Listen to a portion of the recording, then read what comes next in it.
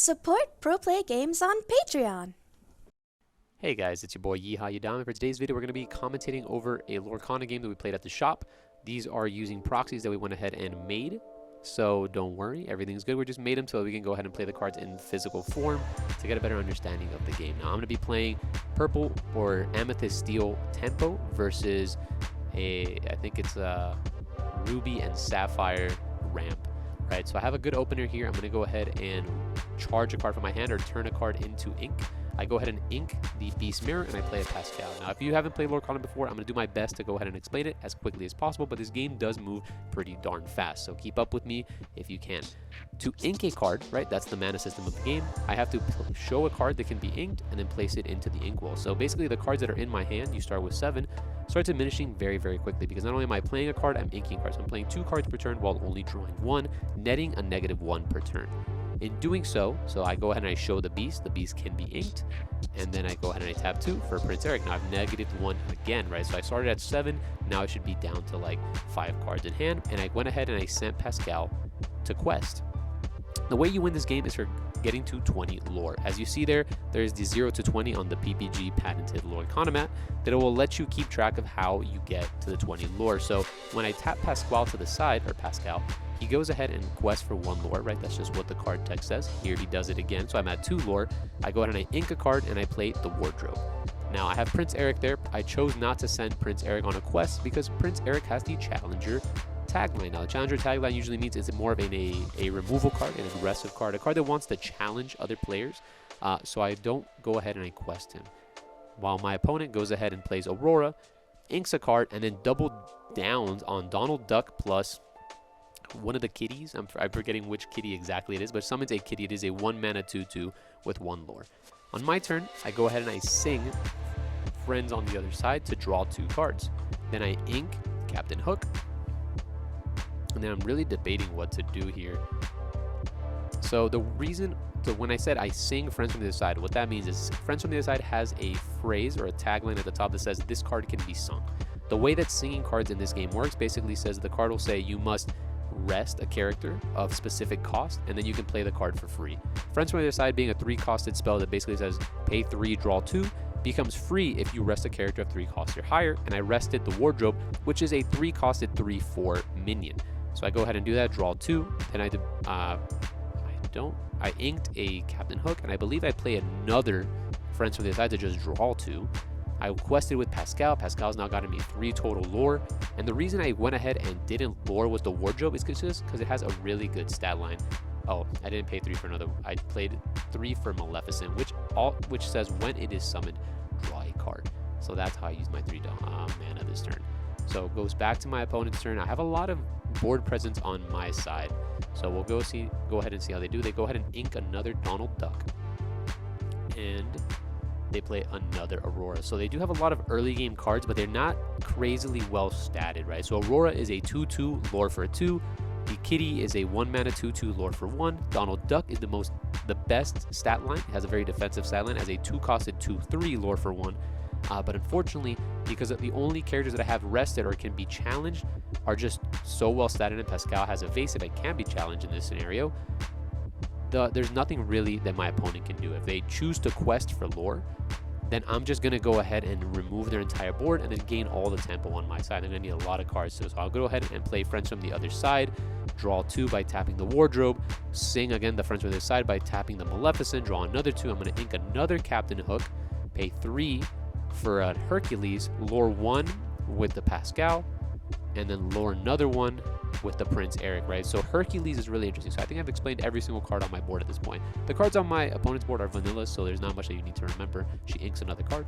Hercules has the Bodyguard text. So Bodyguard basically says, if you want to challenge any of my creatures, you must challenge me first. Hercules says, come at me, brother. It's a 3 mana 3/3 with Bodyguard. So it's very, very cool. If it is in the rested position, you have to attack the Hercules. So I'm at 5 ink, which is I'm staying with ink on my opponent.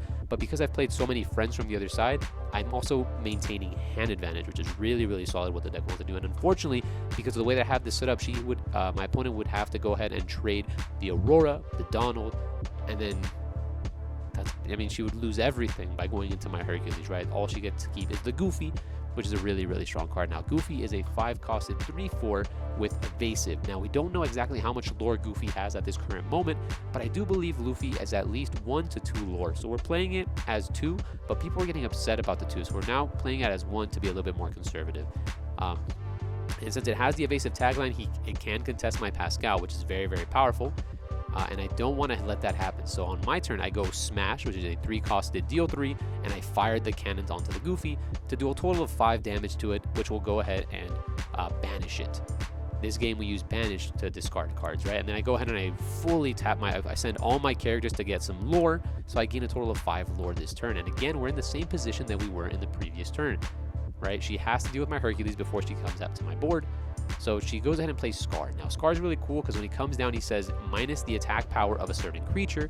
So he minus my Hercules to 0, which allows her to trade very favorably. And then Donald Duck trades favorably into the Maleficent because Maleficent is a 2/2 and Donald is a 2/3.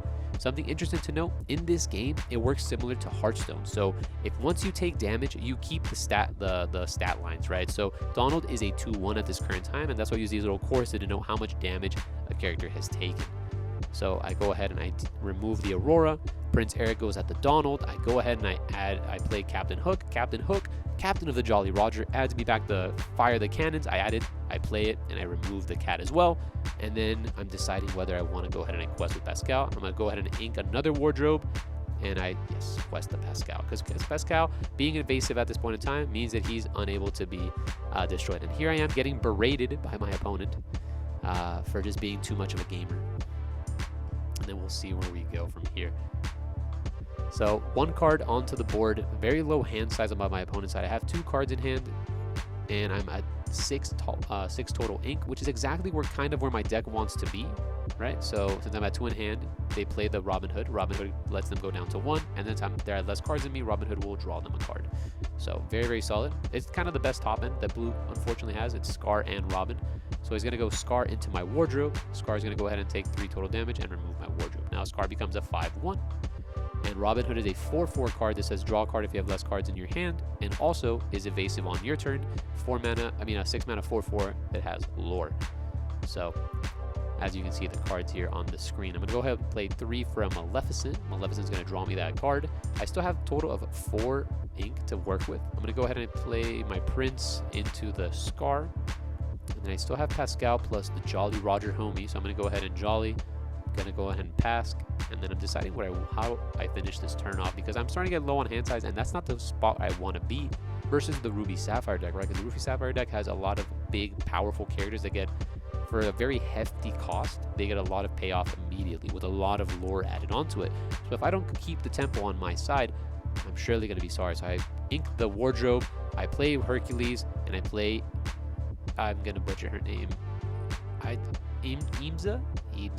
I mean, she's from the Emperor's New Groove. I haven't seen that movie in a long time, so don't kill me, Disney enjoyers.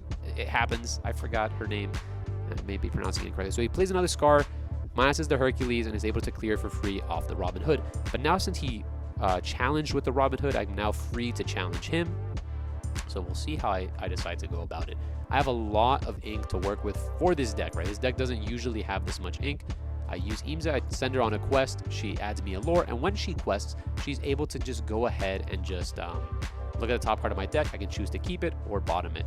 So I play a Pascali, he's my homie, and I pass, right? So I put her in a really tough position of, I have 5 characters on the board, I need 3 to go ahead and win the game, but if they don't remove 2, and see, she doesn't have a removal spell in her hand, then I just get to go ahead and finish off the game. If she removes the 2, I still have 3, and I send all 3 for a quest, which achieves the 20 lore win condition, winning me the game, right? I know that game went really, really fast, so if you guys need to slow it down just to understand the basic mechanics, we're going to be doing a lot of Lorcana videos coming up. I really personally do enjoy this game, so definitely look out for our Lorcana videos, and for sure I'm going to be making a how to play a Lorcana video, so watch out for that, and we'll see you guys on the next one.